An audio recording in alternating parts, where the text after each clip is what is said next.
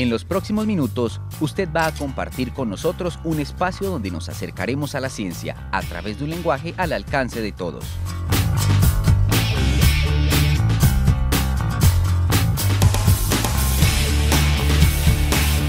En el que la tecnología es mucho más que las herramientas y desarrollos que hacen nuestra vida más fácil.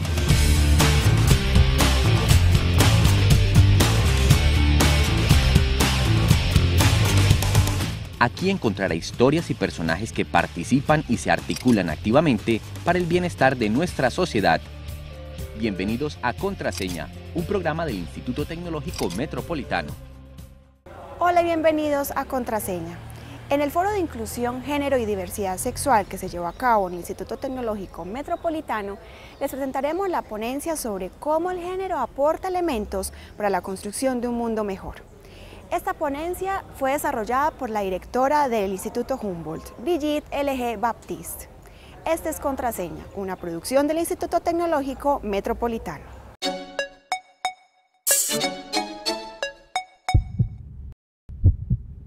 Toda forma de hostigamiento sexual es una práctica que anula sistemáticamente la integridad de todo individuo.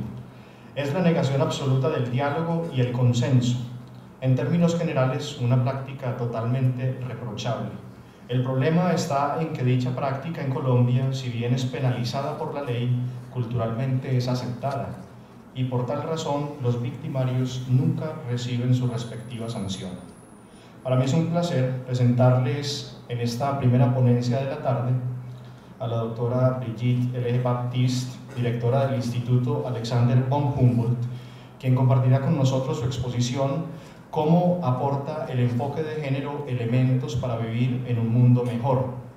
La doctora Brigitte es bióloga de la Pontificia Universidad Javeriana, magíster en estudios latinoamericanos de conservación tropical por la Universidad Internacional de la Florida y doctora en economía ecológica y manejo de recursos naturales de la Universidad de Barcelona. Y como ya les dije, actualmente directora del Instituto de Investigación de Recursos Biológicos Alexander von Humboldt. Muchas gracias, Brigitte, por estar con nosotros. Bienvenida.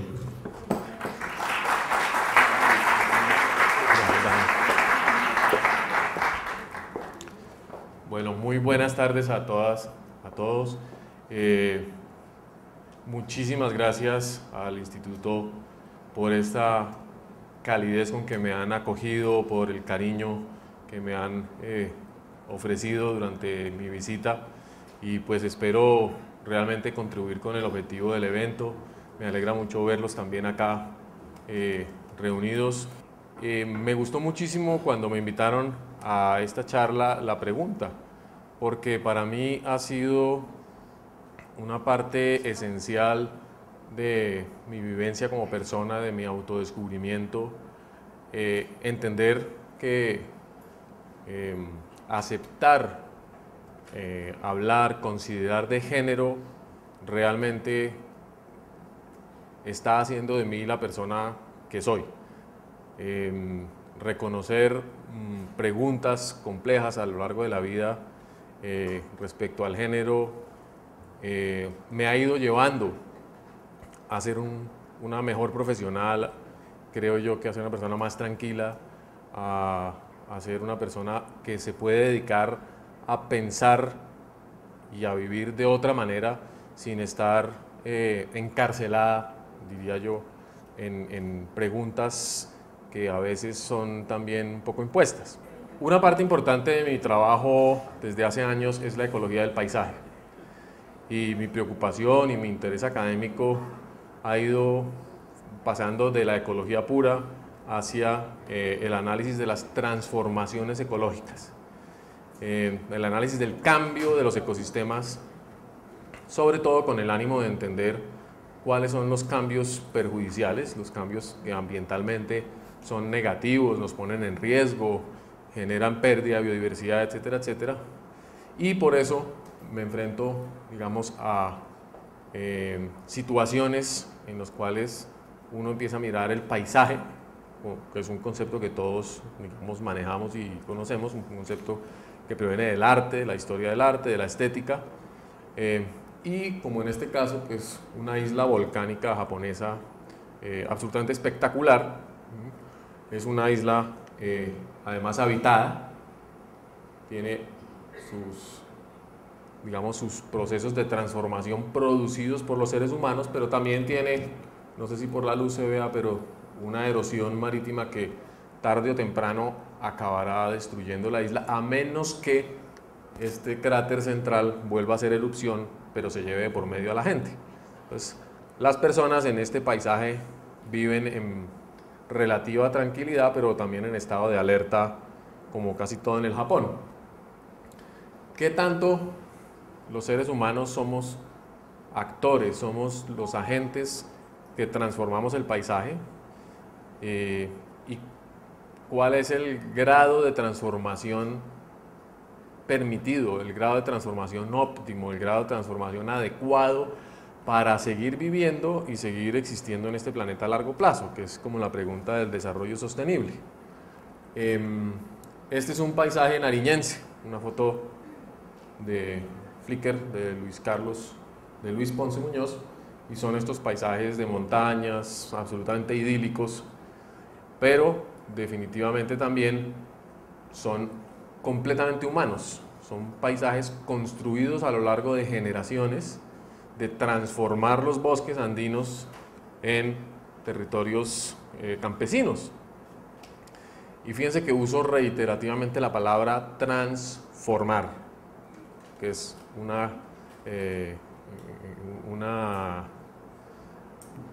conjunción del prefijo trans y formar.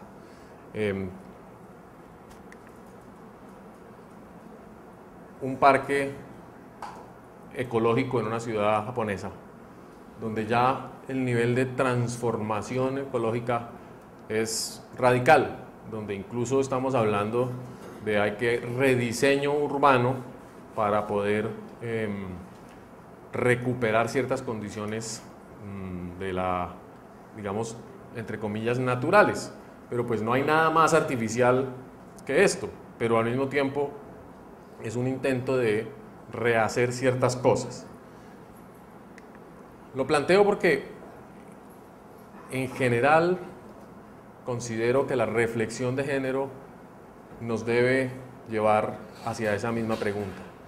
¿Qué tan flexible, qué tan transformable, qué tan maleable es el concepto de género, la construcción de género como una categoría cultural, como una categoría histórica, y hasta dónde lo podemos, dirían algunos, torcer? ¿Cómo construimos legitimidad acerca de esas variaciones, acerca de incluso podrían decir otros, de las perversiones del género o del concepto, ¿no?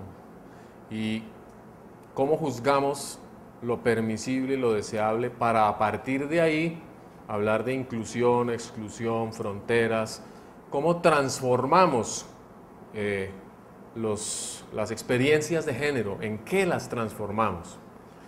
Eso tiene exactamente entonces la misma connotación que yo le doy a mi trabajo en ecología del paisaje, y que por supuesto en ecología del paisaje tiene las mismas críticas, tiene las mismas, aunque ustedes no lo crean, las mismas resistencias. Debemos conservar la naturaleza, no debemos transformarla más allá de. Y yo les digo, y si lo aplicamos al género es como en contravía, estamos. ¿Dónde están los criterios? ¿Dónde están o con cómo estamos hablando de esas transformaciones?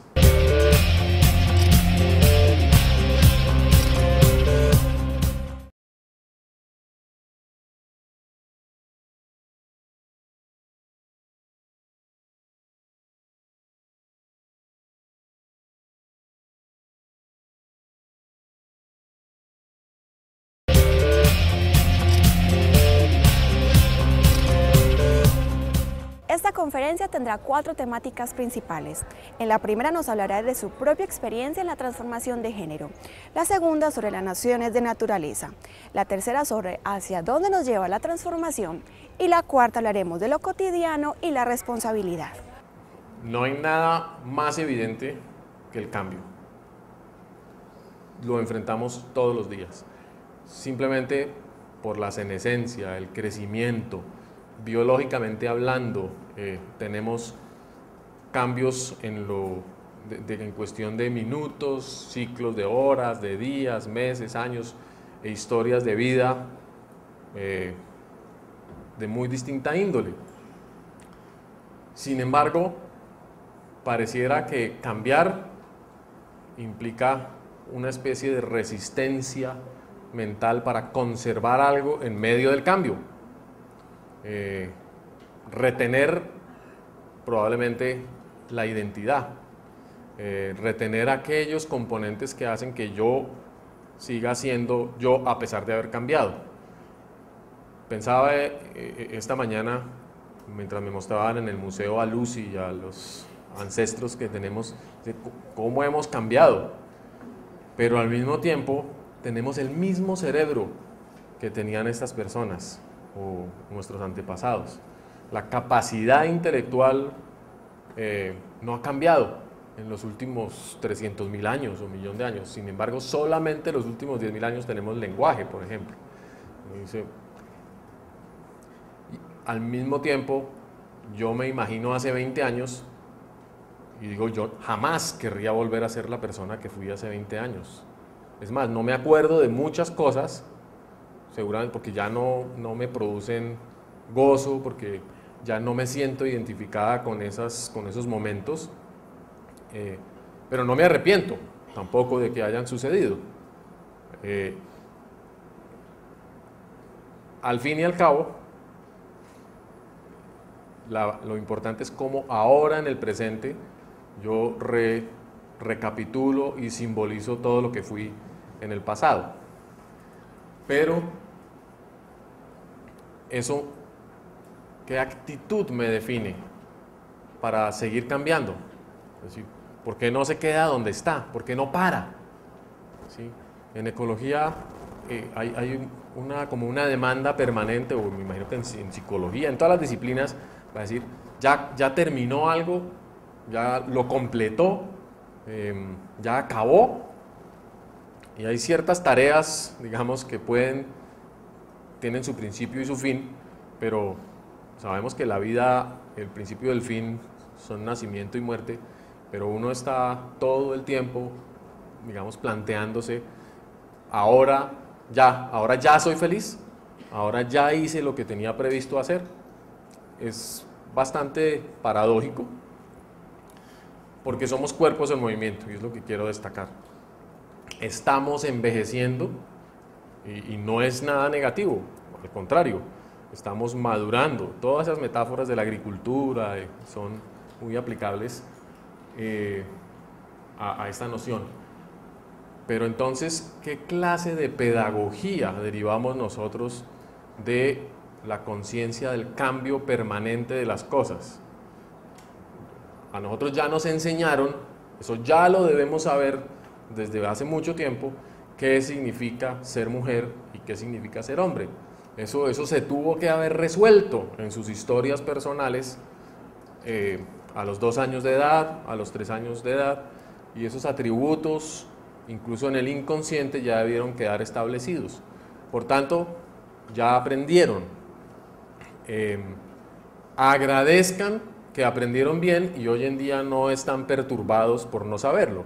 Entonces, digamos, lo que nos dirían es, si usted no aprendió en esos primeros 3 años que usted era un hombre o que usted era una mujer, algo le quedó mal hecho a sus papás, algo le quedó mal hecho al colegio. Entonces hay que revisar las prácticas pedagógicas para insistir que en los colegios, pues a los niños y a las niñas se les enseñe muy bien que son niños y que son niñas. De ahí no hay sino un brinquito a que le preguntan a uno, ¿entonces se puede enseñar a ser de otro sexo? Yo no sé, no. Pero la práctica pedagógica que tiene la capacidad de poner en duda la condición de lo masculino y lo femenino, no existe. Es al contrario, existe la práctica pedagógica para asegurar que los cuerpos que vienen anatómicamente marcados, más o menos, sobre todo genitalmente marcados, inmediatamente entren en una ruta de aprendizaje particular. Después de los 4 años, el tema ya está resuelto. Y son unas muy pocas, escasas personas a las cuales se les ocurre decir que no se sienten cómodas en su cuerpo, que no se sienten cómodas en su rol, que no están bien ubicadas en términos de género. Hasta hace muy poco tiempo la respuesta a eso era reeduquémosla. A esa persona hay que aclararle. Yo recibo constantemente cartas y mensajes donde dicen, profesora o profesor, lo que pasa es que usted está muy confundido, necesita ayuda, vaya donde un psiquiatra, vaya donde un cura o con sus amigos, pero que le ayuden, porque usted no ha logrado definir si es hombre o si es mujer. Y siempre les contesto muy educadamente que agradecería su consejo de cómo saber si soy hombre o mujer sin necesidad de quitarme la falda o los pantalones, porque pues yo ya me sé mirar, pero eso no me aclara para nada mi condición en el contexto de la complejidad cultural que estamos viviendo. Es decir, el dato biológico no me ilumina. ¿Cómo intervenir pedagógicamente para, en un ejercicio que creo que académicamente es muy lícito, me pueden quemar por ello o a muchos, cómo saben ustedes que son hombres o mujeres?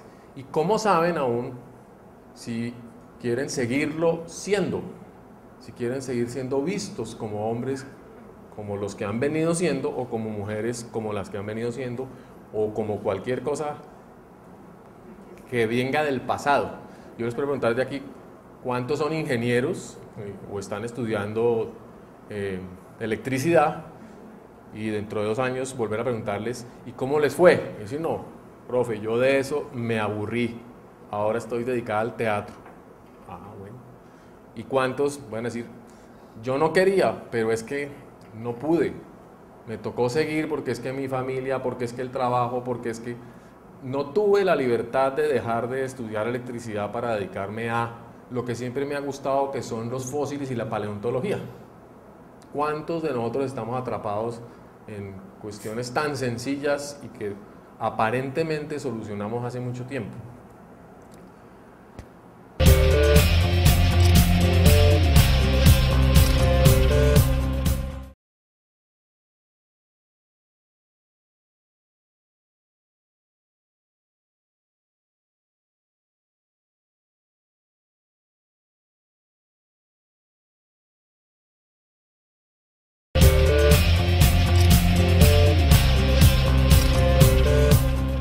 Definitivamente la pregunta no es solamente por el aspecto biológico de la constitución original del género, porque ustedes también deben ser capaces de mirarse en el espejo o como se quieran mirar y decir, sí, yo soy mujer, me parece que, aunque estoy segura que ninguna de ustedes se ha hecho pruebas cromosómicas, pruebas genéticas, pruebas hormonales, pruebas anatómicas de fondo, y cuando las hicieran, la mayoría empezarían a dudar, sumando todos los atributos de en dónde están ubicados.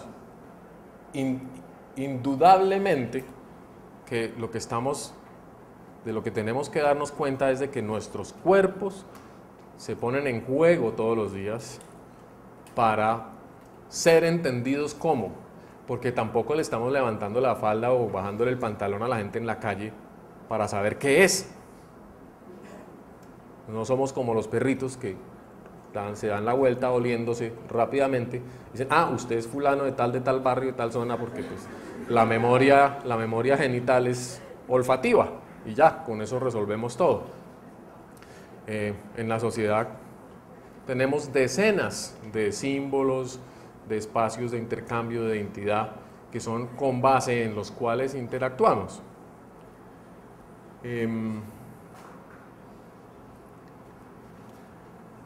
Esa reflexión respecto al cuerpo, respecto a la vivencia del género, que defiendo, insisto, como algo deliberado, algo que tiene un componente biológico, por supuesto, pero ante todo es un ejercicio de la voluntad. Se le aplica a todos los cuerpos. Yo trabajo un poco en teoría de sistemas y realmente lo que ve uno es que la creatividad, la capacidad de innovar, la capacidad de diseñar es inherente a ese ejercicio de la voluntad y de a dónde queremos llevar lo creado, a dónde queremos llevar el cuerpo. Entonces, uno de los primeros elementos que me dio a mí tranquilidad de las discusiones de género fue entender que yo soy mi propia obra y que en mi cuerpo solo intervengo yo, mi voluntad. Y ese es un ejercicio de independencia y de tranquilidad infinito. Saber que no son ni los doctores de la EPS, que no es medicina legal, pero que tampoco es nadie, no es mi familia, no es la gente de la calle, no es la universidad, no son los ministros. Mi cuerpo es mío, pero me encuentro con cosas tan hermosas como esta visión de la familia en una página cristiana. Dice, mire, los vínculos, la familia tampoco es familia biológica, eso es un tema veterinario nuevamente, ¿sí? Son los veterinarios los que dicen quién debe aparearse con quién para tener ciertos caracteres, para ver si se le mejora el genio al caballo o a la potranca, para ver si las gallinas salen más ponedoras. Ese criterio no lo usábamos los seres humanos hace muchas décadas, bueno, algunos todavía, pero familia son los vínculos, son los significados, son los espacios de afecto, son las responsabilidades. Entonces, ¿qué opina de la familia? A mí me gusta mucho la familia, es decir, me parece estupenda. Ah, bueno, muy bien, pero la familia y la suya, pues la mía es la favorita, por supuesto. ¿Y qué opina del matrimonio gay? Pues absolutamente obvio, ilícito, deseable, porque es un vínculo, y un vínculo efecto de la voluntad, y además de la voluntad que explícitamente ha reconocido, este es mi cuerpo y yo con mi cuerpo me entrego a quien a mí me da la gana. Y asumo además que lo hago por afecto y con responsabilidad. Entonces, incluso diría, este tipo de familias, y aquí no están las polisémicas, que también existen hace mucho tiempo, que tienen 2 papás, 3 con relaciones de todo tipo entre ellos, pues ya es Sodoma y Gomorra al cuadrado también, porque pues es la familia extendida, y en la cultura hay decenas de culturas que operan así, donde es más importante la solidaridad entre primos primeros, segundos, y entre, digamos, la institución del padrinazgo y del madrinazgo, del intercambio de parentescos, que en la antropología se ha estudiado hasta la saciedad, que nos indica que somos capaces de construir vínculos familiares sin necesidad de la sangre. Eso, entonces, dice, pero entonces usted está diluyendo todo lo que la naturaleza está dictando. Usted está contra natura. Y una vez le hago propaganda a un colectivo venezolano que se llama así, Contra Natura, en la Escuela de Ciencias Sociales de la Universidad Central. Y además me dicen, y además usted siendo bióloga, ¿cómo se le ocurre dudar de que existen comportamientos naturales, de que existen referentes naturales y que hay una ley que rige para que las cosas sean lo que deben ser? Creo que hay una profesora que responde mucho mejor a esa pregunta, que es la profesora Joan Rovgarden, a quien conocí hace un par de años. Tuvimos la oportunidad de invitarla desde el Instituto Humboldt a dar una charla sobre biodiversidad y sexualidad. Ella tiene este libro que se llama La evolución del arco iris, donde muestra cómo, a partir de una crítica a los biólogos evolucionistas masculinos, blancos, heterosexuales, clase media,